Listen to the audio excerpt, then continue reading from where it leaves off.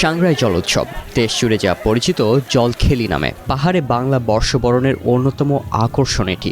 দুঃখ গ্লানি মুছে নতুন বছরকে স্বাগত জানাতে ঐতিহ্যবাহী এই উৎসবের আয়োজন করে মারমা সম্প্রদায়ের মানুষ।